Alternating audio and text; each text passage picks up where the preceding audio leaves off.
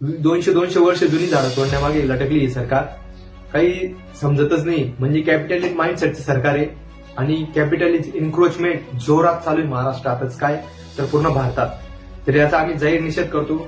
जे natural barrier आहे आणि हा अरावली पूर्व शृंखला जो भाग आहे हा नॅचरल बॅरियर आहे. एक स्पीड ब्रेकर सारखं काम करतं. बघा एखादी गाडी रोडावर जात राहिली स्पीड ब्रेकर राहिलं तर तिचा स्पीड आपोआप कमी होतो. तसं जेव्हा मान्सून येतो ना तर हे अरावली पर्वत शृंखला एका बॅरियर सारखं काम करतं आणि जेव्हा मान्सून येतो तर तिथे पहिले तो अरावली पर्वत शृंखलेवर आदळला जातो आणि इकडे पाऊस पडतो.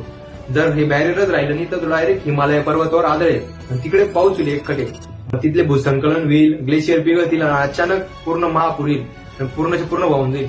आणि तुम्हाला विसरू नका उत्तराखंडमध्ये हिमालय येतं तिथे देवभूमी म्हणून ओळखलं जातं उत्तराखंडला. तिथे आपले 4 धाम सुद्धा आहेत. ते 4 धाम सुद्धा उद्ध्वस्त करेल ही सरकार.